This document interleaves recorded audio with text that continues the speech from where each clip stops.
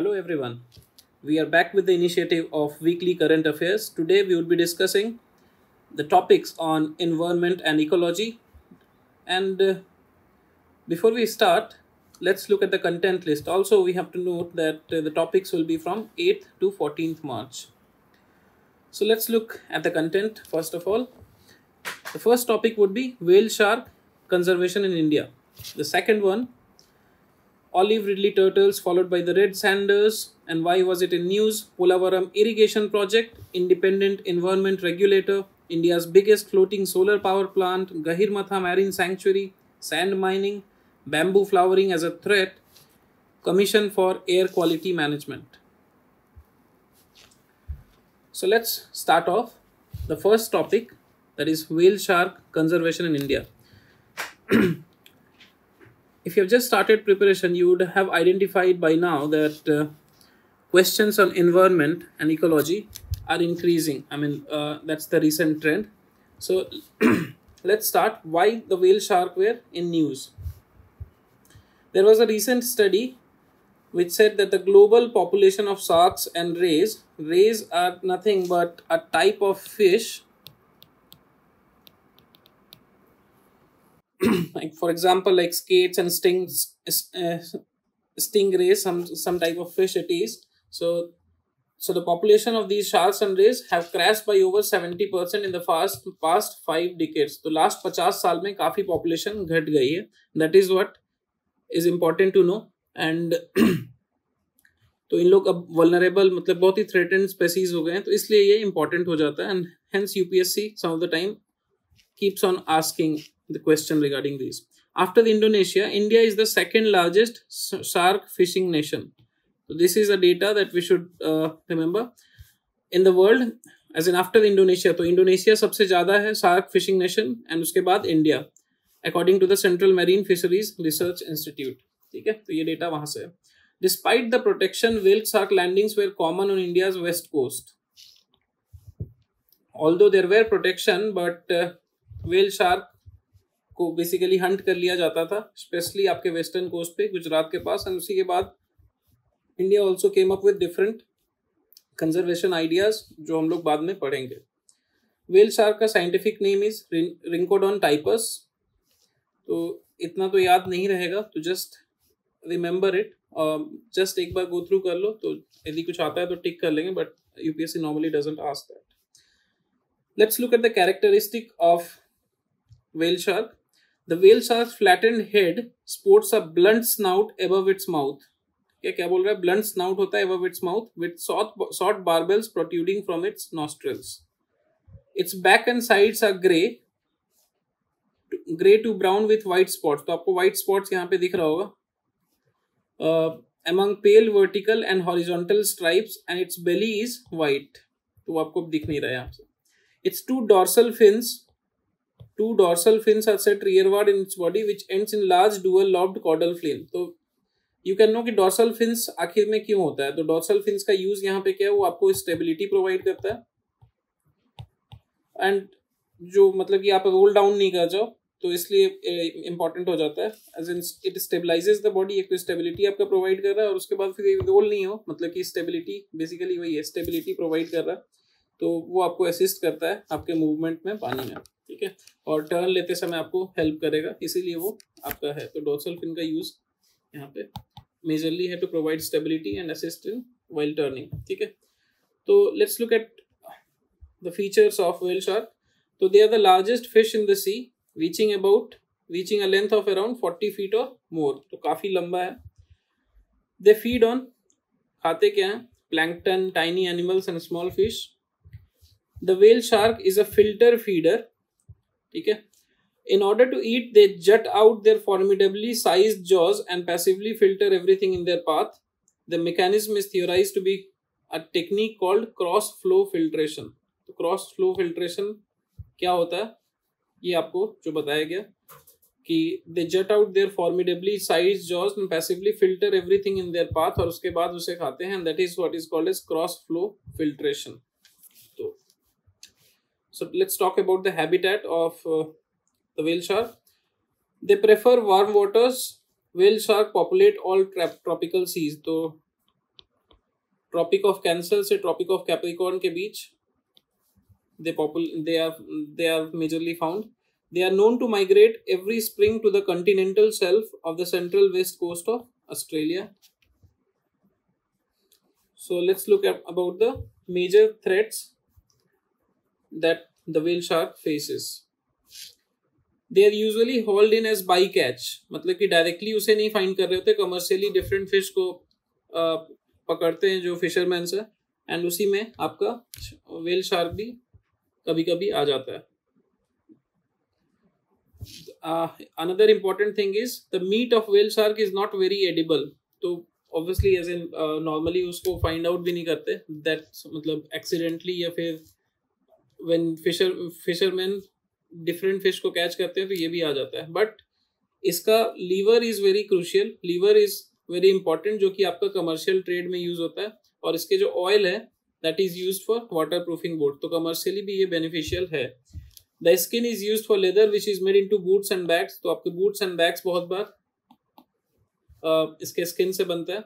The fins are harvested for shark fin soup and sought after delicacy in South East Asia and China. तो Chinese लोग और South East Asia के लोग मतलब they like this shark fin soup, तो उनको इनका बना के सूप पीने में बहुत मजा आता है.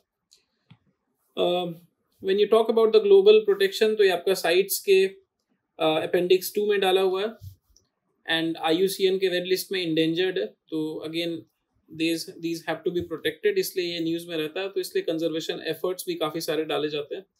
तो as we have seen conservation efforts है, तो लेट्स सी अबाउट इंडिया में क्या क्या एफर्ट्स किए गए हैं इसके कंजर्वेशन को लेके. In 2001 they were included in schedule 1 of wildlife protection of India. तो wildlife protection act of India जो है उसके अंदर डिफरेंट शेड्यूल्स है, शेड्यूल 1, 2, 3, 4, 5, 6, जैसे जैसे नीचे जाते हैं, मतलब शेड्यूल 1 इज वेरी स्ट्रिक्ट, और फिर नीचे जाते जाते हैं तो उतना स्ट्रिक्टनेस कम होता है. ठीक है, तो that means it is protected in a nice manner. तो ये आपका शेड्यूल 1 में दैट मीन्स बहुत ज़्यादा एब्सोल्यूट प्रोटेक्शन जिसे कहते हैं वो प्रोवाइड किया हुआ है. Rendering the capture and killing of fish है कॉग्निजेबल ऑफेंस, तो आपको यदि पता चल गया तो you will B find and punished. It was the first ever species to be protected under this act, after which the Ganges shark and spear-tooth shark were added to it. तो सबसे पहले आपका whale shark को डाला गया, then Ganges shark and spear-tooth shark. ठीक है. Moving on, the Wildlife Trust of India launched the whale shark campaign in 2004 to spread awareness on the plight of the species and its protected status among coastal communities in Gujarat. जो हम लोग first paragraph में हम लोग पढ़े थे कि west coast मतलब कि गुजरात के आसपास बहुत ज़्यादा इसे हंट किया जाता था, मतलब कि डिस्पाइट द प्रोटेक्शन हंट किया जाता था. उस समय लोगों को अवेयरनेस भी नहीं था, तो अवेयरनेस को फैलाया गया, and from there on as in बहुत सारे इनिशिएटिव्स लिए गए so that they can be protected. तो the campaign help convert the fisherman into protectors. तो अभी तक उसे पकड़ रहे थे, दे स्टार्टेड प्रोटेक्टिंग, मतलब यदि आ भी गया तो उसे छोड़ देते थे, and brought about a change in the perception and attitude of local people. ठीक है. In 2008 WTI launched the whale shark conservation project. 2008 में आपका क्या लॉन्च किया? whale shark conservation project. The project attempts to generate baseline data on the whale shark. ये project क्या करता है? They attempt to generate the baseline data on the whale shark to aid its long term conservation in India. ठीक है. It is a joint venture of the Gujarat Forest Department, Tata Chemicals Limited and WTI. ठीक है, WTI is your Wildlife Trust of India. तो ये इनका activities क्या है? Scientific studies through photo identification, genetic analysis and satellite tagging. तो ये 3 काम करते हैं. तो ये जो प्रोजेक्ट है आपका, ये क्या क्या करता है? एक तो आपका फोटो आइडेंटिफिकेशन, देन आपका जेनेटिक एनालिसिस और सैटेलाइट टैगिंग, ताकि इसे मॉनिटर भी कर सकें.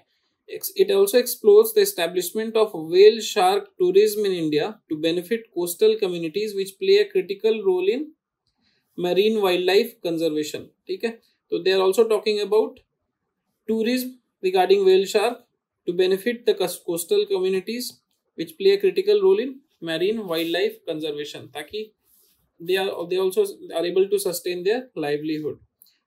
Awareness programs, workshops have been conducted in villages, and street plays are written and enacted to convey the consequences of hunting. एक तो awareness about the importance and क्योंकि ये वल्नरेबल हैं, दे कैन गेट एक्सटिंक्ट, तो इसलिए awareness programme चलाया गया. There were workshops that were conducted in villages, street plays किया गया, और मतलब ये भी किया गया कि यदि आप पकड़े जाते हो तो that can lead to some punishable, that is punishable, and आपको पेनल्टी भी भरना पड़ सकता है. The Wildlife Trust of India also roped in leaders from local communities to head the campaign to be more inclusive in the process. सबको include करने के लिए बड़े बड़े लीडर्स को लाया गया, लोकल कम्युनिटीज के जो लीडर्स थे, ताकि दूर तक आवाज पहुंच पाए, मतलब कि it reaches to everyone and information is passed on to everyone. WTI is also geotagging these fishes to know their whereabouts. Monitoring better कर दिया गया. Exporting shark fins was banned in India in 2015. So after 2015, nobody could export the shark fins. So before we finish off, let's discuss the Wildlife Trust of India. तो Wildlife Trust of India है क्या? It is the leading Indian nature conservation organization. तो nature conservation के लिए एक organization है, committed to the service of nature. तो इसका मिशन क्या है? To conserve wild life and its habitat and to work for the welfare of individual wild animals in partnership with communities and government. तो ये important है कि ये अपने अकेले नहीं करता है, it combines, it shakes hands with communities, local people और गवर्नमेंट.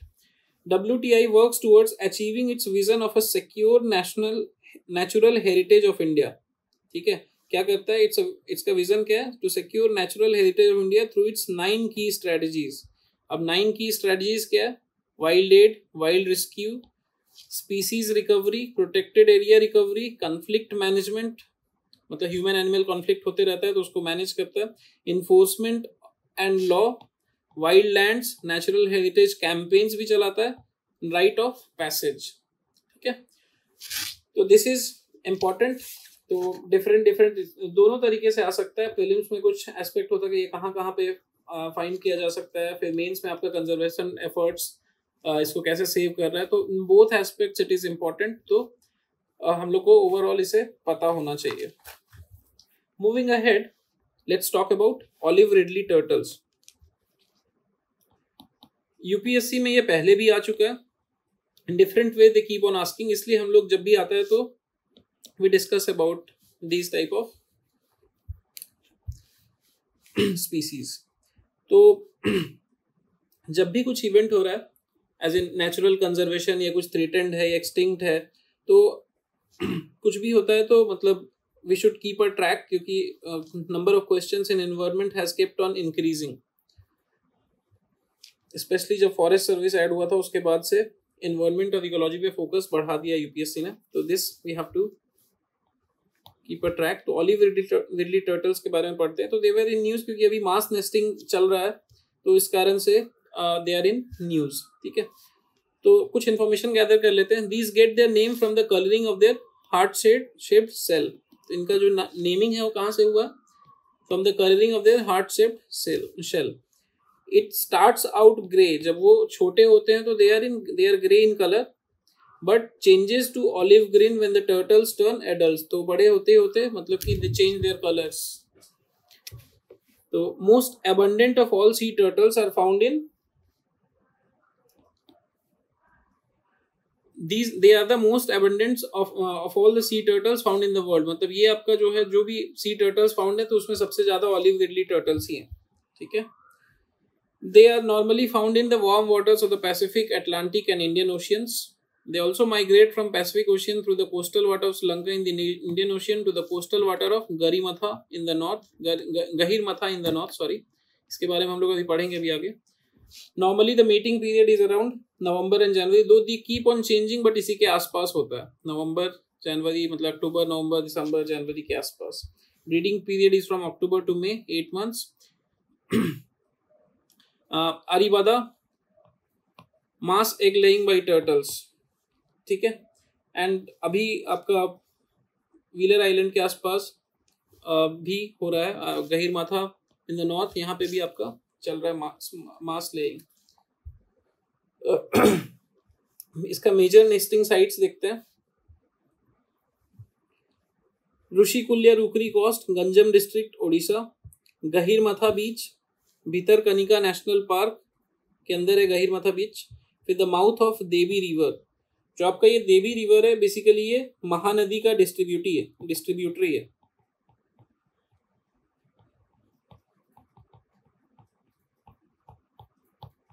उसका डिस्ट्रीब्यूटरी है और आपका उड़ीसा में ही नॉर्मली फ्लो करता है, फिर जाके बे ऑफ बंगाल में फ्लश आउट कर देता है। ठीक है,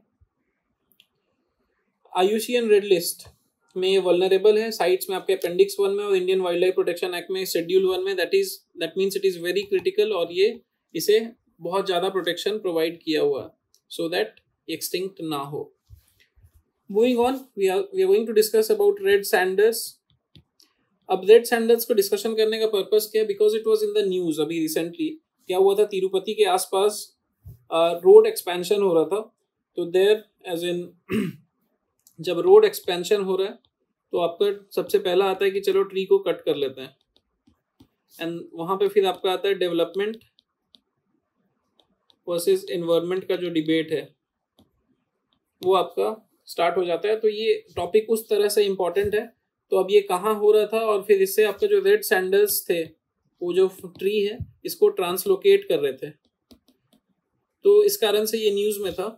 तो since it is in news, तो इसके बारे में जो पेरिफेरियल नॉलेज है वो होना चाहिए, सो दैट यूपीएससी यदि कुछ पूछता है तो you are aware of it.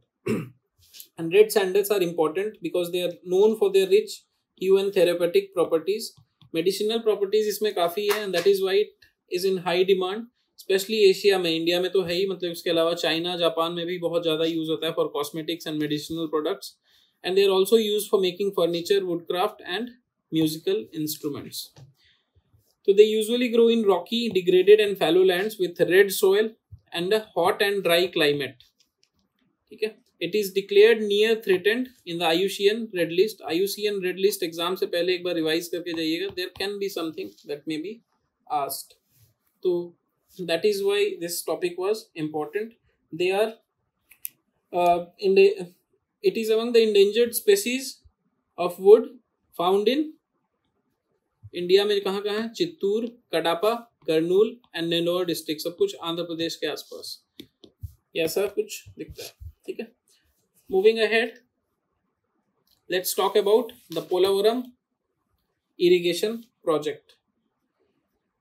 अभी recently Polavaram irrigation project project तो पुराना है, बट अभी रिसेंटली न्यूज में था, बिकॉज मतलब इसे कहा गया है कि 2022 के खारीफ सीजन तक इसे कंप्लीट करेंगे। And also there was somewhere, मतलब कि पॉलिटिकल गेम चल रहा था, and then also it made noise कि जो पहले की गवर्नमेंट थे they did not plan it that well, कुछ बीच में इस तरह से छोड़ दिया जिससे कि प्रोजेक्ट को थोड़ा डैमेज पहुंचा। तो दैट वाज, मतलब वो पॉलिटिकल पॉइंट ऑफ व्यू से इंपॉर्टेंट नहीं है, but since it was in news Polavaram irrigation project, तो हम लोग को पेरिफेरियल नॉलेज, मतलब कि थोड़ा थोड़ा इसके आसपास का नॉलेज गैदर कर लेना इम्पॉर्टेंट है। ठीक है, तो व्हाट वी शुड रिमेंबर ये है कि मल्टीपर्पस इरिगेशन नेशनल प्रोजेक्ट है। एक तो मल्टीपर्पस इरिगेशन प्रोजेक्ट है, दूसरा ये नेशनल प्रोजेक्ट है। नेशनल प्रोजेक्ट कहने का मतलब कि इट मस्ट बी, क्योंकि छोटे प्रोजेक्ट को तो आप नेशनल प्रोजेक्ट बनाओगे नहीं, तो it is very important for your nation.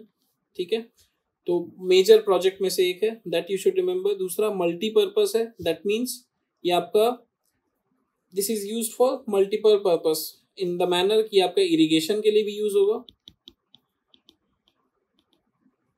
ये आपका हाइड्रो पावर के लिए भी यूज होगा। ठीक है, इसके बाद ड्रिंकिंग वाटर फैसिलिटी, पिसीकल्चर मतलब फिश रिलेटेड जो होता है पिसीकल्चर। इसके बाद you can talk about tourism. तो ये सारे एंगल से इंपॉर्टेंट है, and that is why it has been granted as national project. National project में होने से क्या होता है कि आपका जो वाटर कमीशन है, वो सेंट्रल वाटर कमीशन, वो आपका डायरेक्टली इसे स्टीयर करता है, तो इसको सुपरवाइज करता है और इसके बनने में हेल्प करता है। ठीक है, again one more important thing कि ये क्या फैसिलिटेट करेगा, inter basin water transfer from Godavari to Krishna river through its right canal. तो राइट कैनल तो उतना पता नहीं, बट लेकिन गोदावरी टू कृष्णा ये आपका इंटर बेसिन वाटर ट्रांसफर है, this must be remembered. Its reservoir spreads in parts of Chhattisgarh and Odisha states also. तो this is also important कि आपका जो इसका रिजर्वोयर है दैट इज छत्तीसगढ़ में भी है, उड़ीसा में भी है। तो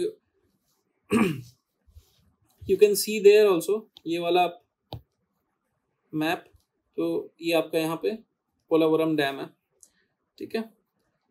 the project was started in 2008 and was accorded as national status in 2014 in the Andhra Pradesh Bifurcation Act. Recently, Andhra Pradesh government extended the completion date, इसी कारण ये न्यूज में आया, and that is why we are discussing it. 6 other important project in Andhra Pradesh जो है that we should remember. एक Vamsadhara phase 2 है, Vamsadhara Nagavali link, Owk tunnel 2, Veligonda phase 1, नेलागौर ब्रिज एंड संगम बैरेजेस। तो ये आपका ये थोड़ा थोड़ा पता होना चाहिए किस किस रिवर पे, ये आपका होमवर्क कर लेना, and otherwise we will come back to it. When you are reading this you should also take note कि यहाँ पे आपका कुछ ट्राइबल पॉपुलेशन है या फिर नहीं है। तो यहाँ पे आपको एक चीज याद रखना है कि यहाँ पे 2-3 ट्राइबल पॉपुलेशन है जो कि आपके पीवीटीजी ग्रुप में भी उसमें से कुछ है। तो पीवीटीजी बेसिकली होता है पर्टिकुलरली वल्नरेबल ट्राइबल ग्रुप्स। तो उनको सेफगार्ड करने के लिए गवर्नमेंट स्टेप्स लेते रहती है, तो इसलिए ये इंपॉर्टेंट हो जाता है। तो यहाँ पे आपके उसमें से कोंडा रेडीज एक ट्राइब है और आपका दूसरा कोलम ट्राइब्स है, ये दोनों यहाँ फाइंड किए जाते हैं। तो these are important tribal population that are located near the region. तो जब ये प्रोजेक्ट कर रहे हो आपका अगेन डेवलपमेंट वर्सेस एनवायरनमेंट और मतलब इनके सस्टेनेंस को लेके इशू होता है। तो यहाँ पे कौन कौन सा ट्राइब है यदि आपको पता होगा तो मे भी आप कुछ एक आध सवाल यदि यूपीएससी पूछता है तो we are able to answer, ठीक है। Moving on to the next topic that is independent environment regulator. As I clearly said कि environment has become very important from the context of UPSC. तो recently the Supreme Court, your highest court, asked the government to explain why it had not set up an independent environment regulator to oversee green clearance. Green clearances are important क्योंकि आप development यदि करते हो तो you will have to make sure कि आपका environment sustainable हो, नहीं तो फिर दिक्कतें आने लगती है, बिकॉज देन आपको ट्रबल्स होने लगती है। मतलब कि एनवायरनमेंट को हैम्पर, ऑब्वियसली डेवलपमेंट में आपको एनवायरनमेंट में आपको कुछ ट्रीज काटने पड़ेंगे, कुछ वैसे स्टेप्स लेने पड़ते हैं, बट यदि एक काट रहे हो तो 20 लगाना भी पड़ेगा, and these are the things. इस तरह से we have to make a balance. तो यहाँ पे आपका ग्रीन क्लियरेंसेज इंपॉर्टेंट हो जाता है और आपको environment regulator which is not biased, क्योंकि there are occasions where as in यदि आपकी कोई मतलब आप यदि कमर्शियल कंपनी हो तो यू विल ट्राई कि हाँ आपका प्रोजेक्ट वहाँ पे मिल जाए और फिर वो आप उससे पैसा कमाओ, एंड ऑब्वियसली मतलब कि नेशन को भी फायदा है कि यदि वहाँ से रोड बन रही है तो मतलब कितना रोड बना है या कितने एरिया दें, क्या दें, या फिर how important is it naturally. So these are the things जो कि आपको इंडिपेंडेंट एनवायरनमेंट रेगुलेटर ही दे सकता है, because then they will not be biased and उनका काम ही होगा कि एनवायरनमेंट को प्रोटेक्ट करना, तो they will try to create a balance. तो इसलिए दे आर इम्पॉर्टेंट। तो अब पढ़ते हैं कि इसके बारे में बैकग्राउंड देखते हैं कि कब कहा था सुप्रीम कोर्ट ने बनाने के लिए। तो जो आपका एपेक्स कोर्ट है, Supreme Court, they ordered the setting up of a national environment regulatory body to ensure independent oversight of green clearances. 2011 जुलाई में बोला था और अब तक सुना नहीं है। This was during a discussion जब Lafarge Umiam mining private limited versus Union of India, commonly known as Lafarge mining case. तो इस समय गवर्नमेंट ने ऑर्डर किया था कि आप एक एनवायरनमेंट रेगुलेटरी बॉडी बना दो जो कि आपका नेशनल प्रोजेक्ट्स इंडिपेंडेंट मतलब जो भी आपके प्रोजेक्ट्स है उसको डील करेगा और आपको ग्रीन क्लियरेंस देगा, उसके बाद ही आप बिल्ड करोगे। तो in 2000 the court had asked the center to appoint a national regulator for the appraising projects, enforcing environmental conditions for approval and impose penalties on polluters। तो यदि आपका पॉल्यूशन हो रहा है तो पेनाल्टीज दिए जाए। The court had made it clear that till such mechanism was put in place, the environment ministry, तो जब तक there is no mechanism, the environment ministry should prepare a panel of accredited institutions from which alone the project proponent should obtain the rapid environmental impact assessment। तो आपका EIA environmental impact assessment किया जाए, तब तक वो ministry देखेगा जब तक कि आपका ये एक ऑर्गेनाइजेशन डेवलप ना हो जाए, तो the ministry will develop a panel, मतलब विल फॉर्म अ पैनल. कहाँ से बनाएगा? Of accredited institutions from which alone the project proponent should obtain the rapid EIA and that too on the terms of reference to be formulated by the MOEF. ठीक है. Environment regulator आखिर में जरूरी क्यों है? ठीक है. ऑब्वियसली पहला तो हो जाएगा एक्सपर्टीज. यदि आपका रेगुलेटरी बॉडी है and looks after the environmental things, तो ऑब्वियसली वो एक्सपर्टीज प्रोवाइड करेगा, जो कि फिलहाल मिसिंग है. अभी उतना कैपेसिटी नहीं है. लैक ऑफ कैपेसिटी तो है. अभी आपका इन्वायरमेंट अप्रेजल कमिटी जो है वो सारा कुछ हैंडल करता है, बट उसके पास भी उतना टीथ नहीं है, बिकॉज वो रेगुलेटरी कैपेसिटी उतना नहीं है. वो अभी एडहॉक है, हमेशा बैठता नहीं है. तो ऑब्वियसली जब एडहॉक होगा कोई भी चीज़ तो उतना बढ़िया नहीं होगा. तो they want a full fledged independent environment regulator जो कि आपका ये सब कर पाए. ठीक है. स्टेट लेवल कमिटीज भी है, but they also struggle to look at the clearances and they also lack regulatory support. ठीक है. फिर लेजिस्लेशन भी नहीं है प्रॉपर, तो इसलिए है. उसके मल्टीप्लिसिटी ऑफ रेगुलेशंस है. तो एक बार आपको एक प्रोजेक्ट मिल भी गया एक कंपनी को, तो इतने सारे क्लियरेंसेस लेने पड़ते हैं कि मतलब बहुत दिक्कत होती है. तो both ways it is important कि आपका एक इंडिपेंडेंट एनवायरनमेंट रेगुलेटर हो. तो अब ये रेगुलेटर जो है वो सेटअप होगा आपका एनवायरमेंटल प्रोटेक्शन एक्ट 1986 के तहत, with offices in as many states as possible. तो the green benches of the Supreme Court has been dealing with forest related issues for almost 2 decades. तो अभी तक सुप्रीम कोर्ट का green bench ये देख रहा है, बट यदि इंडिपेंडेंट रेगुलेटर होगा तो that will help a lot of problem. The bench has experience, the Supreme Court bench के बारे में बात हो रहा है, that major problem with the way environment and forest are. तो बिकॉज एक्सपर्टीज नहीं है, मतलब कि दे आर जुडिशियल बॉडीज. तो ऑब्वियसली एज इन जो आपका टेक्निकल नॉलेज है दैट इज मिसिंग. तो बेसिक लॉजिक के साथ दे आर गिविंग वर्डिक्ट्स, तो वहाँ पे they are also facing problem. तो इसलिए इट्स इम्पॉर्टेंट कि आपका एक एक्सपर्ट पैनल है, एक्सपर्ट रेगुलेटर है, इंडिपेंडेंट हो, जो बायस्ड ना हो. The draft EIA 2020 clearly lacks a thinking from a regulatory governance perspective. ठीक है. An independent regulator should be allowed to choose the consultant to prepare the EIA report and be empowered to ensure that quality parameters are strictly adhered to by the former. ठीक है. The draft EIA 2020 notification retains the Environmental Appraisal Committee at the central level and the state level Environmental Impact Assessment Authority and Appraisal Committee, but the need for an independence is not addressed. इसके बारे में discussion नहीं हुआ, which is wrong. इसका function क्या हो सकता है? To carry out independent objective and transparent appraisal, मतलब बेसिकली अनबायास्ड हो, and approval of projects for environmental clearance. Also monitor the implementation of the conditions laid down in the clearances and impose penalties on polluters. तो इनके पास थोड़ा authority भी होना चाहिए. And also we should की जब भी while exercising these powers, these regulators shall ensure the national forest policy 18 is duly implemented. तो ये भी आपको टेक केयर करना है. ठीक है. Moving ahead, India's biggest floating solar power plant. This was also in the news, क्योंकि electricity आपका जरूरी है, पावर जरूरी है, तो इसलिए दिस इज इम्पोर्टेंट. तो अभी रिसेंटली ये न्यूज़ में था कि NTPC is ready to commission India's largest floating solar power plant. तो फ्लोटिंग सोलर प्लांट के बारे में अभी बात हो रहा है काफ़ी. तो दिस वाज देयर इन. अब ये कहाँ पे है, तो ये आपका इन्फॉर्मेशन है. तो जो एग्जाम में पूछ सकता है कि ये कहाँ लोकेटेड है, इसके आसपास क्या क्या है, तो हम लोग को इस तरह के नॉलेज को गेन करते रहना. तो दिस इज रामागुंडम इन तेलंगाना. तो ये बोल रहा है कि मई तक कंप्लीट हो जाएगा और इसका 100 मेगावाट का कैपेसिटी होगा. ठीक है. एंड ये आपका किस प्रोजेक्ट का पार्ट है? It is NTPC southern region का जो टारगेट है आपका 450 मेगावाट सोलर कैपेसिटी जनरेट करने का, उसमें से ये एक प्लांट आपका 100 मेगावाट प्रोवाइड करेगा. Apart from this Ramagundam floating solar power plant, एक और इनफैक्ट 2 और प्रोजेक्ट को लाने की बात कर रहा है. एक तो आपका ये कायामकुलम गैस प्लांट इन केरल, जो कि 92 मेगावाट होगा, एंड दूसरा 25 मेगावाट का सिमहद्री power plant in Andhra Pradesh. इसके अलावा एक और आपका 230 मेगावाट का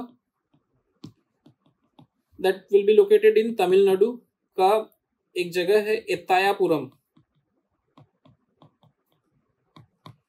नियर ट्यूटिकोरिन। ये तो ट्यूटिकोरिन तो सबको पता होगा, तो उसी के पास पर एत्तायापुरम है, और वहां पे आपका 230 मेगावाट का भी लॉन्च कर रहा है। That will be completed by the end of 2022 ऐसा बोला जा रहा है, तो उसी के आसपास होगा। तो ये इनका आपकी साउदर्न रीजन में 450 मेगावाट का सोलर कैपेसिटी जनरेट करने के लिए जो ये बात हो रही है, उसी के रिगार्डिंग ये न्यूज़ में था। तो हम लोग ये 3-4 प्लेसेस जो है ये मैप कर ले, तो उससे क्या होगा कि इसके आसपास, अब रामागुंडम के आसपास कौन सी रिवर्स है, कौन सा आपका वाइल्ड लाइफ सेंचुरी है, ये सब आप थोड़ा थोड़ा इन्फॉर्मेशन गैदर करें, तो that will be useful for your exam preparation. और यदि ये आपके पास नॉलेज होगा थोड़ा सा, तो आपको हेल्प करेगा। सिमिलरली यूपी में भी परमिशन मिल गई थी, इनफैक्ट एमपी यूपी दोनों में परमिशन मिल गई थी। यूपी में आपका रिहांद रिवर के ऊपर रिहांद डैम है, तो उसके ऊपर आपको ये परमिशन मिला है। तो आई डोंट थिंक अभी तक वो कंप्लीट हुआ है, बट ये आपको बस नॉलेज में रखना कि रिहांद रिवर के ऊपर आपका अगेन फ्लोटिंग सोलर प्लांट का बात है। एमपी में भी एक परमिशन मिला था रिसेंटली, तो ओमकारेश्वर डैम रिवर नर्मदा के ऊपर आपका इसको परमिशन मिला है। अनदर इम्पोर्टेंट पार्ट, जो जब ये सोलर पढ़ रहे हैं तो एक नॉर्मल भी पढ़ लेते हैं। Bhadla solar park in Jodhpur is the world's biggest solar park in terms of power generation and the second largest in terms of area, but it is not floating. तो ये आपका बॉक्स में न्यूज है, मतलब कि ये थोड़ा सा हटके है। तो this also you should know कि आपका बिगेस्ट सोलर पार्क कौन सा इन टर्म्स ऑफ पावर जनरेशन, तो ये आपका भदला सोलर पार्क है, जो कि जोधपुर में लोकेटेड है। That is the biggest solar park, ठीक है, but this is not floating. तो आप फ्लोटिंग से कंफ्यूज मत होना। तो ये सारा जो हम लोग ने बात किया था अभी, फ्लोटिंग इधर रामागुंडम में, फिर आपका उसके बाद फिर कायमकुलम में, तो ये सब आपका देखना पड़ेगा। फिर यूपी और एमपी में रिहांद में आपका फ्लोटिंग का बात किया था, रिहांद रिवर के ऊपर रिहांद डैम है वहीं से। तो फिर एमपी में ओमकारेश्वर डैम के pass on river Narmada. This is what you should remember. Let's move ahead. अभी हम लोगों ने थोड़ी देर पहले ऑलिव रिडली की बात की थी, तो उसका मास नेस्टिंग जो है आपका यहाँ गहीरमथा मैरीन सेंचुरी में चल रही है, तो इसलिए ये न्यूज़ में था। तो यहाँ लिखा हुआ, it is the world's largest nesting beach for olive ridley turtles. दोनों को मर्ज करके हम लोग बनाना चाहिए था। It is a marine wild life sanctuary located in Odisha. तो कहाँ लोकेटेड है? ओडिशा, ठीक है। It extends from Dhamra river, यहाँ पे आपका बताया हुआ भी है, तो ये आपका लोकेटेड है इधर, ये आपका इसको बड़ा करके दिया हुआ। तो मास नेस्टिंग बीच आपका यहाँ पे, तो इट एक्सटेंड्स फ्रॉम धर्मा river mouth in the north to Brahmani river in the south, ठीक है। तो दिस इज धमरा रिवर के बारे में यहाँ दिखाया हुआ भी है। तो बस याद रखना, धमरा रिवर और ब्राह्मणी रिवर उस दोनों के बीच में। Gahirmatha was declared a turtle sanctuary in 1997 by the Odisha government after considering its ecological importance। क्या कंसीडर किया? Ecological importance, and as part of efforts to save sea turtles. तो इसलिए इम्पॉर्टेंट है। तो बहुत ज़्यादा तो इसमें कुछ है नहीं, तो इतना आप लोग जानेंगे। अभी रिसेंटली क्या है ना कि मास नेस्टिंग चलता है, उन लोग का नेस्टिंग सीजन था अभी, तो ओवर 1.2 lakhs, तो अभी लास्ट वीक में दे वेर मास नेस्टिंग। और लास्ट ईयर अराउंड 4 लाख के अराउंड, मतलब कि इस बीच पे हुआ था। तो दिस वाज इम्पॉर्टेंट। ये आपका इंडेंजर्ड स्पेसीज है, तो इन्हें सेव करना, सेफगार्ड, इसलिए इसे मॉनिटर करते रहते हैं, क्योंकि इनको बचाना भी इम्पॉर्टेंट है। Moving on to the next topic, it is about sand mining. Sand mining is an important issue जो हमेशा आते रहता है बीच बीच में। तो होता क्या है कि जहाँ भी डेवलपमेंट प्रोजेक्ट चल रहा होता है रिवर के आसपास, तो वहाँ से लोग सैंड को उठा के, मतलब कि दे कीप ऑन, मतलब कि उनको फ्री फंड का दिखता है तो उठा के ले जाते हैं, और they use it for their own purpose. तो उससे क्या है कि एक्सपेंडिचर कम है और उन्हें मिल गया, और उसके बाद फिर उसे यूज़ कर लेते हैं आगे अपने यूज़ के लिए। तो ये न्यूज़ में क्यों था? रिसेंटली अभी क्या है कि बिहार गवर्नमेंट, जो बिहार का गवर्नमेंट है, they have banned sand mining and sand digging near around river bridges in a move to check illegal sand mining that threatens bridges in the river। वो बोल रहे थे कि ज़्यादा ये मतलब कि बहुत ज़्यादा इस तरह का माफिया चल गया था, तो बहुत ज़्यादा सैंड माइनिंग हो रहा था। बेसिकली जहाँ जहाँ डेवलपमेंट वर्क चल रहा है, ऐसे ब्रिजेस बन रहा है, तो उसके बगल में बहुत सारे बालू है, तो बालू को उठवा के दे टेक इन, रात में उठवा लिया और फिर दे मूव अहेड। ठीक है, तो आपका रिसेंटली क्या है, स्टेट रोड कंस्ट्रक्शन डिपार्टमेंट जो है वहाँ का, they issued an order of banning in sand mining around bridges in rivers and those under construction across the state, पूरे बिहार में। The activity will be banned around bridges of 5 meters up and downstream. Most complaints were reported in rivers flowing in South Bihar, including Falgu, Panchain, Sakri, Son, Punpun, Badua, Chanan and Goithwa. तो ये सब आपके reverse हैं बिहार में, इस तरह से आप जान लो। और बेसिकली इसका सैंड माइनिंग क्या होता है वो जान लो। और तो sand mining is the process of extracting sand through an open pit but sometimes mined from inland dunes from oceans, river beds and beaches. तो ये आपका डेफिनेशन हो गया। It is defined under section 3 of the mines and mineral development and regulation act. The extracted sand can be used for various types of manufacturing works such as concrete used in the construction of buildings and other structures। तो आपको building बनाने में use होता है, एक तो industrial projects में use करता है, इसलिए इसका सिग्निफिकेंट डिमांड है। The sand can also be used as an abrasive और can be mixed with salt and applied to icy roads to reduce the melting point of ice. तो ice का melting point भी reduce करना चाहता है तो कि आइसी रोड्स के ऊपर डाल देंगे तो दैट हेल्प्स, और मतलब कि आपका स्लिपरी कम हो जाएगा क्योंकि आपका मेल्टिंग पॉइंट जो है वो रिड्यूस कर देगा। So what are the concerns regarding it? Obviously यदि बैन कर रहा है तो concerns होंगे। सबसे इम्पोर्टेंट कि आपका इकोसिस्टम को आपका ट्रबल करता है, तो it is harmful for the ecology and environment and also for the safety of bridges, क्योंकि आपका जो बेस है वो सैंड का है, तो आप सैंड हटा लोगे तो बेस जो है आपका वो कमजोर हो जाएगा। तो that weakens your river beds, destroys natural habitats of organisms living on the river beds, affects fish breeding and migration and increases saline waters in the rivers, तो increases the salinity of the water। ठीक है, lack of enforcement, फिर देखते हैं कि lack of enforcement for sand mining regulations। तो आपका क्या है, enforcement for sand mining regulation is lacking and insufficient subsidy programs for affected communities detrimentally impact coastal welfare। तो आपका coastal welfare भी हैम्पर करता है, तो आपका जो लाइवलीहुड है उसको हैम्पर कर रहा है, तो इसलिए ये रेगुलेशन इंपॉर्टेंट है। The sand mafia network of criminal syndicates that illegally mine sand has proven especially destructive with attempts to curtail their behavior, often leading to violent altercations। ठीक है, तो ये इंपॉर्टेंट है। तो ये जो आपका बैटल चलते रहता है उसको कम करना, जो आपका सैंड माफिया है उसको खत्म करना। Beaches, dunes and sandbanks act as barriers to flooding.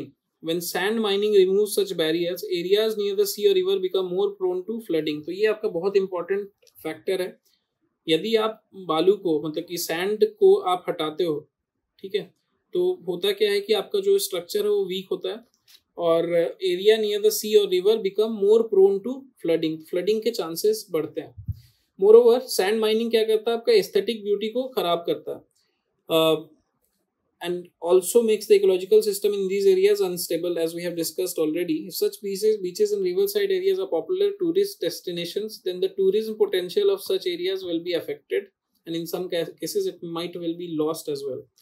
A recent study by the World Wide Fund for Nature (WWF) shows mining is responsible for a 90% drop in sediment levels in major Asian rivers, including the Ganges, Brahmaputra, Meghna, Mekong and Yangtze. मतलब जो आपका Asian reverse है उसके बारे में बात किया है कि 90% of drop in sediment levels होता है। इससे होता क्या है, sinking of delta regions of this rivers, leaving local people extremely vulnerable to floods, land loss and also leads to contaminated drinking water and moreover crop damage भी करता है। तो हर तरफ से लॉस है, as in for individuals, for farmers, for families and obviously to the lives of the people also, क्योंकि floods आएगा तो again you will struggle।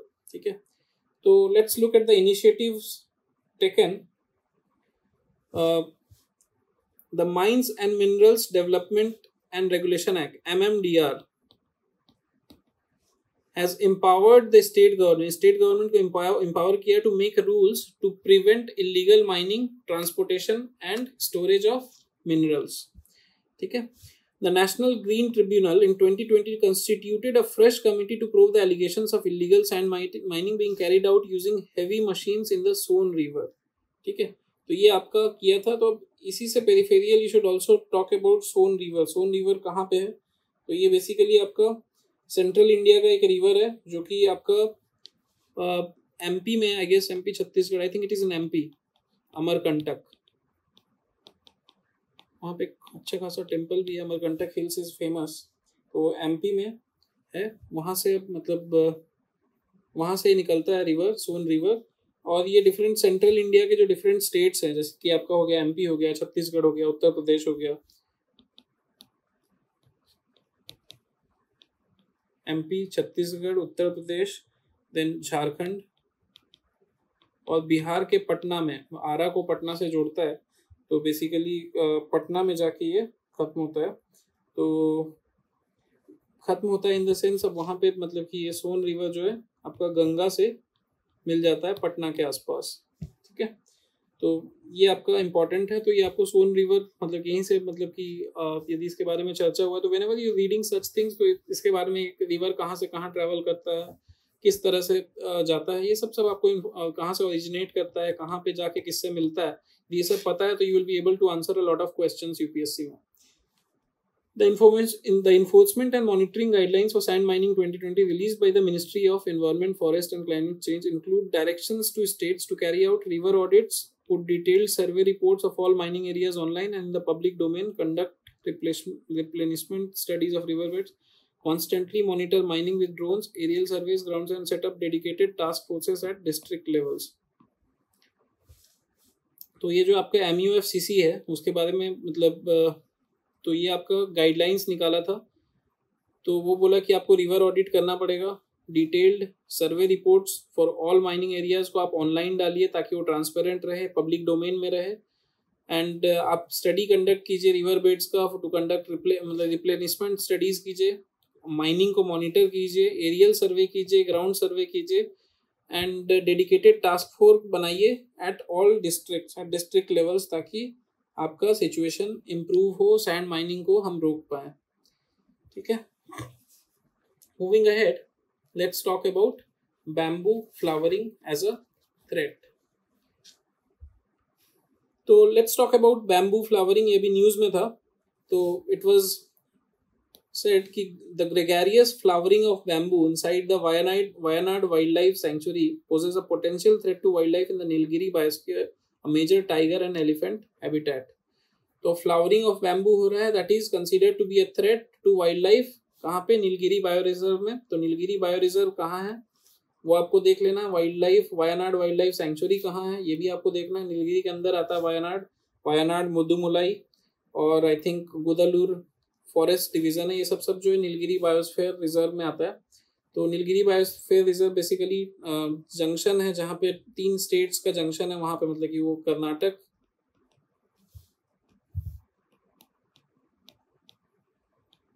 Kerala और आपका तमिलनाडु। तो ये तीनों स्टेट्स के बीच में आपका नीलगिरी बायोस्फीयर रिजर्व। तो लेट्स टॉक बैम्बू फ्लावरिंग के बारे में। Thorny bamboo is a monocarpic कहने का फ्लावरिंग ओनली वंस प्लांट, ठीक है। It belongs to the Poaceae family, grass family, and its flowering cycle varies from 40 to 60 years. They grow in more than 500 hectares of the sanctuary and a mainstay of herbivores during summer. किसका? herbivores, जो भी घास वास खाते हैं तो उनका summer में आपका मेन स्टे होता है, मतलब उनको खाने के लिए मिलता है। They have fully bloomed, a phenomena said to occur once in the life cycle of bamboo plants. With the advent of the season and shortage of water, migration of wildlife starts from the adjacent sanctuaries. Karnataka और तमिलनाडु के जो आसपास के लोग reason से वहां से वायनाड की तरफ माइग्रेट करते हैं ताकि वहां खाना मिल जाए, ठीक है। अब फ्लावरिंग से होगा क्यों ये थ्रेट है। अब it may adversely affect migration, especially by elephants, wild boar and other lower heavens owing to the mass destruction of bamboo groves after। जब फ्लावरिंग हो जाता है उसके बाद फिर थोड़ा दिन में वो मास डिस्ट्रक्शन हो जाता है, इसीलिए उसको बोला जा रहा है कि it may affect as in adversely.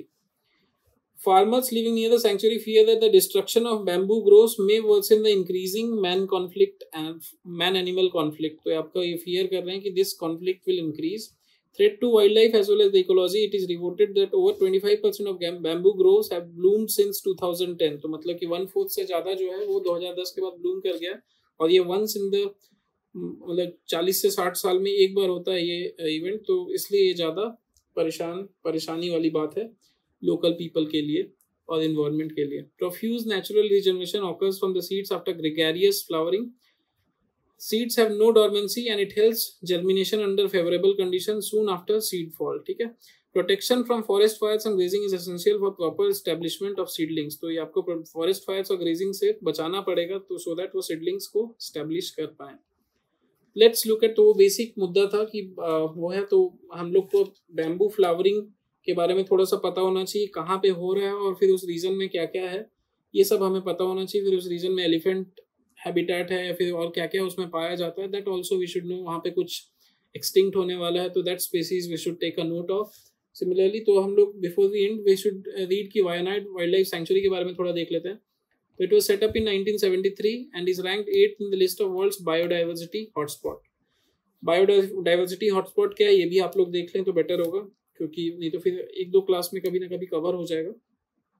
The sanctuary is a component of the Nilgiri Biosphere Reserve and of the Elephant Reserve number 7 of South India. तो ये जो आपका लोकेशन है वायनाड वाइल्ड लाइफ सेंचुरी कहाँ लोकेटेड है, वायनाड प्लेट्यू पे है, situated the confluence of 3 biologically distinct and diverse region. एक तो आपका मेन वेस्टर्न घाट माउंटेन्स है, दूसरा नीलगिरी हिल्स है, तीसरा डेक्कन प्लेट्यू है। तो जो ये आपका वाइल्ड लाइफ सेंचुरी है ये यहाँ पे लोकेटेड है इसके जंक्शन पे। The plateau area is mostly located in Kerala. जो आपका plateau area है that is in Kerala with small parts in neighboring states of Karnataka and Tamil Nadu. So that we should know. इसके topography के बारे में देखें तो it consists of hilly terrains interspersed with dense valleys which have helped build its reputation as one among the most picturesque natural sites in the whole world. तो this is very beautiful, बहुत ही picturesque है, काफी सुंदर दिखता है ये वाला area. इसके क्लाइमेट के बारे में यदि देखें तो the area is known for its rainfall.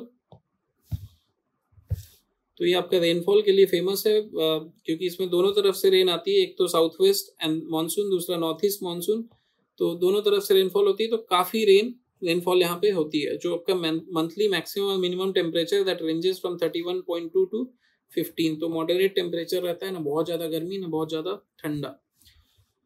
यदि यहाँ के फ्लोरा और फौना की बात करें तो its flora is characteristic of the western Ghats and plantation crop flourish in the cooler temperatures here, और the moist deciduous forest यहाँ पाया जाता है that consist of maruthi, kari maruthi, rosewood, ventic, vengal, chadaji, maju kanjiram and bamboos, while the semi evergreen वाला जो है वो आपका वेटेरिया indica and larger स्ट्रोएमिया।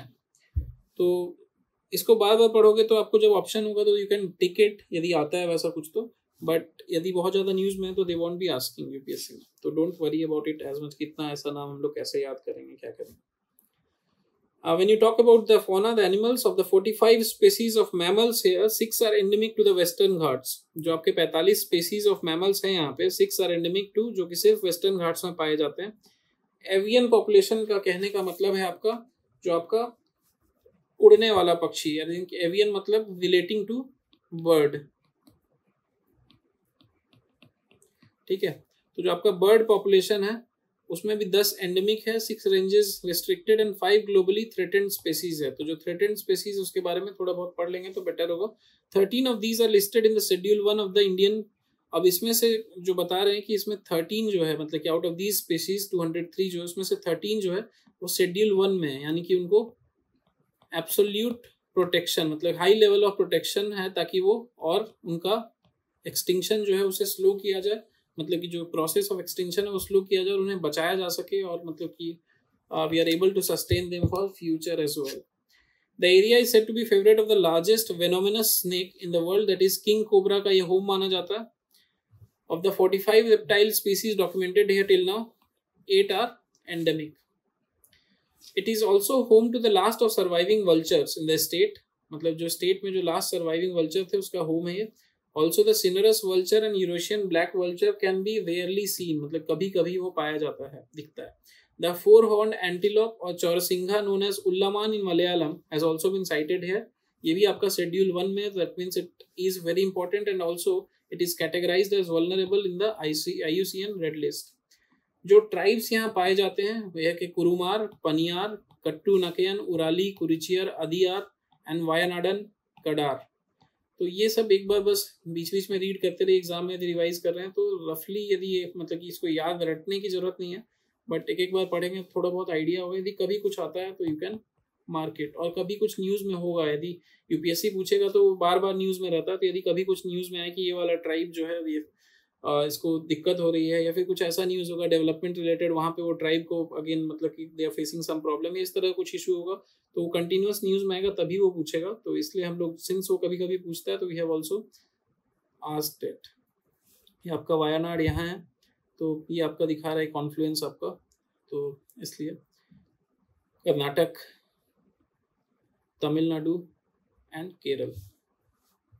Moving ahead, let's look at the Commission for Air Quality Management, that is CAQ1।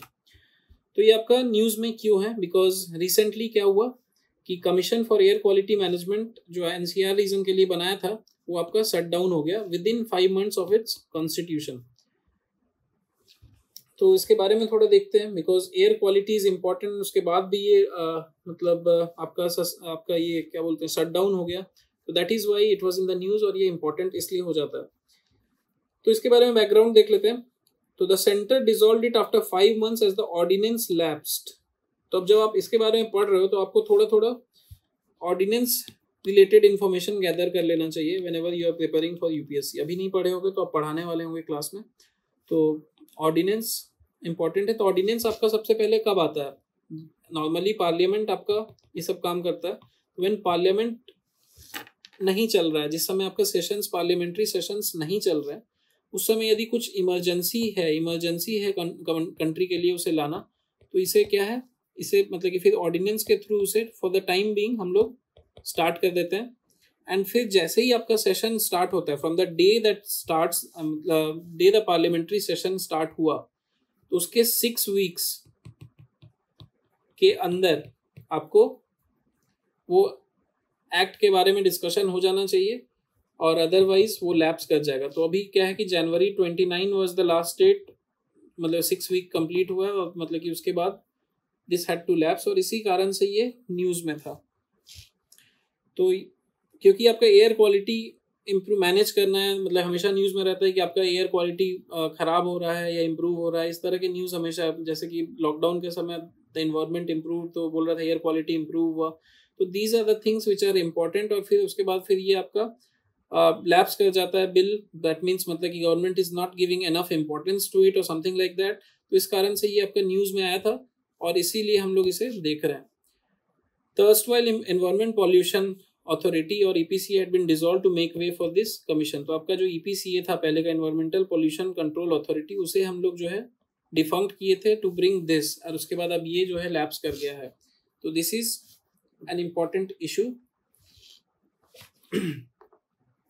The air pollution is indeed a major challenge. Obviously, it has health, economic, and political implications, and the problem of multiplicity of bodies was a key reason why it could not be tackled effectively. तो इस कारण से हम लोग ये ला रहे थे commission for the air quality management.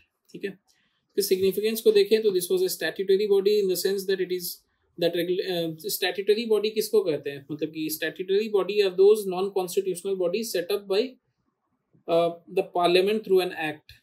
ठीक है, तो स्टैट्यूटरी बॉडी वो है जो कि एक तो कॉन्स्टिट्यूशनल बॉडी हो गया, एक नॉन कॉन्स्टिट्यूशनल। तो नॉन कॉन्स्टिट्यूशनल जो कि आपका पार्लियामेंट आपका इनेक्ट करता है, दैट इज स्टैट्यूटरी बॉडी। तो ये आपको बस जानना है पॉलिटी जब पढ़ोगे तो।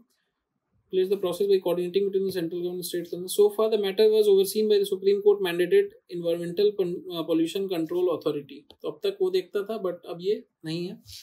The commission will have the power to coordinate with relevant state and central governments। तो आपका coordination होगा between state governments और central governments on the multi-sector plan including industry, power plants, agriculture, transport, residential and control। सारे fields में ये आपका discussions करेगा। तो basically it was holistic, और the organization as in the commission was given more teeth, so it had got more powers, मतलब reportedly it was to have more powers in terms of punitive provisions, कि आप यदि इसका बताया हुआ चीज़ नहीं करोगे, यदि आप उसे अवॉइड करोगे या फिर आप उसे फॉलो नहीं करोगे, तो you will be given some penalty और पनिशमेंट। अब इसमें इश्यूज क्या क्या है, इफ यू सी, पहला तो ये जो ऑर्डिनेंस रूट के थ्रू हम लोग लाए थे इसे, दैट वाज क्रिटिसाइज्ड कि इतना क्या इमरजेंसी था कि आप 1 महीना 2 महीना वेट नहीं कर पाए थे, कि ऑर्डिनेंस के थ्रू ये क्यों आया। दिस वाज अगेंस्ट, क्योंकि ऑर्डिनेंस का मतलब कि आपको बहुत ज़्यादा इमरजेंसी और इमीडिएटली वो करना जरूरी है। जब ये लाए थे तो states and other stake holders were not contacted, again this was criticised for this reason. Lack of time bound commitment to clean the air, इसमें कोई टाइम बाउंडेशन नहीं है, बस दे सेड कि we will be cleaning the air and all that. तो इसलिए again the working के बारे में किसी को पूरा डिटेल में नहीं पता था, तो the pundits were skeptic about the working of the body and also the over centralisation of the central government के यहाँ पे, मतलब क्योंकि कुछ डिस्कशन डिलिब्रेशंस नहीं हुए स्टेट गवर्नमेंट से, तो दे वर अ लिटिल अनहैप्पी। तो so that created as in some confidence problem कि ये क्या हो रहा है। But again as in air quality is important, तो it came, तो that was a good aspect of it। उसके बाद फिर अब मतलब अभी तो के लिए तो लैप्स हो गया, but I am pretty sure it will be coming again. तो मतलब कि आगे क्या हो सकता है, वे अहेड, मतलब कि why whether it should be there और नॉट। तो ये क्या है कि अब इसमें टाइम बाउंड कमिटमेंट यदि करें तो मतलब it will be good, and air quality तो again is important, so it should be there and it should come up। ensures adequate personal and funds for pollution control bodies। अब ये क्या करेगा, आपका adequate funds provide करेगा and personnel provide करेगा, मतलब कि आपका capacity building through personnel, मतलब आपके पास enough लोग होंगे जिनको पता होगा कि क्या क्या करना है, कैसे करना है, तो expertise भी होगी और पैसा भी होगा, तो दोनों important है। stricter monitoring systems, ये भी आपका इंपॉर्टेंट है, क्योंकि एयर क्वालिटी को मैनेज और मॉनिटर करना इज वेरी इंपॉर्टेंट, क्योंकि मॉनिटर नहीं करोगे तो मैनेज कैसे करोगे। Strong political will and support is required, that is what is important, because without political will it can not happen, that is why it is very important. Let's look at the commission for air quality management once more. तो इसके बारे में देखते हैं कि कैसे कैसे क्या हुआ। फॉर्म्ड बाय एन ऑर्डिनेंस इन अक्टूबर 2020, तो अक्टूबर 2020 में ये ऑर्डिनेंस के थ्रू फॉर्म हुआ था। The commission will be A statutory authority, क्योंकि उस समय ऑर्डिनेंस था, बट अगेन ऐसा कहा गया कि पार्लियामेंट में पास हो जाएगा। It will supersede bodies such as central and state PCBs, pollution control boards of Delhi, Punjab, Haryana, UP and Rajasthan. ठीक है, इसके कंपोजिशन के बारे में यदि देखें तो the new 18 member commission brings together the centre के लोग होंगे, स्टेट्स के होंगे, other stake holders on one collaborative platform, मतलब एक प्लेटफॉर्म पे आपके सभी जगह से लोग होंगे, मतलब कि सेंटर हो गया, स्टेट्स हो गया, और जो भी स्टेक होल्डर्स हैं regarding air quality. Chaired by a government official of the rank of secretary और chief secretary. The chairperson will hold the post for 3 years और until the age of 70 years। ठीक है, तो they will also have the members from several ministries as well as representative from stakeholder states या फिर और different stakeholders है, and will also have experts from CPCB, ऐसा कहा गया था। इसरो से भी होंगे लोग एंड सिविल सोसाइटी से भी होंगे। तो मतलब बेसिकली आपका apart from central officials and state officials, आपके CPCB, इसरो और सिविल सोसाइटी के लोग होंगे। तो again a group of intellects जो कि आपका बैठ के ये सब पे हेल्प करेंगे एयर क्वालिटी को मैनेज करने में। इट विल ऑल्सो है 5 ex officio मेंबर्स। अभी चूंकि है नहीं तो इसमें बहुत ज़्यादा डिटेल में नहीं जाना है, तो मतलब कि बाद में यदि कुछ चेंजेस होंगे तो उस पर ही सवाल पूछेगा, बिकॉज इट इज़ अभी के लिए डिफंक्ट, तो इसकी अभी बहुत ज़रूरत नहीं है। They will have 3 full-time technical members. इसके पावर्स के बारे में यदि बात करें तो they will have the powers to issue directions to these state governments on issues pertaining to air pollution. तो जब वे अहेड, अभी चूंकि ये आया नहीं है तो हम लोग मतलब इसके चीज़ों को यूज़ करके मेंस के आंसर में इसे फ्रेम कर सकते हैं, तो ये इंपॉर्टेंट है। It is said that it will have powers to restrict setting up of industries in vulnerable areas. जो भी आपका वल्नरेबल एरियाज है वहाँ पे इंडस्ट्री को सेट करना है या नहीं करना है, या किस प्रोविजंस के साथ करना है, वहाँ के लोकल्स को क्या बेनिफिट होगा, लाइक मतलब उनको जॉब्स मिल सकता है या नहीं मिल सकता है, इस तरह के चीज़ों को बैलेंस आउट करते हुए सारा चीज़ करेंगे। तो इंडस्ट्रीज़ वहाँ सेट करेंगे वल्नरेबल एरियाज़ में, तो इनके परमिशन बहुत ही इंपॉर्टेंट है। फिर वो साइट इंस्पेक्शंस भी कर सकेंगे कभी भी, and they will coordinate with the states to curb air pollution. ठीक है, they can also impose a fine of up to ₹1 crore and imprisonment of up to 5 years। तो ये भी इंपॉर्टेंट है, तो दिस वी शुड नो। तो अभी और डिटेल में आएगा जब वी विल जब आ जाएगा तो और डिटेल में भी फिर से देखेंगे। तो that is it for the day. Thank you.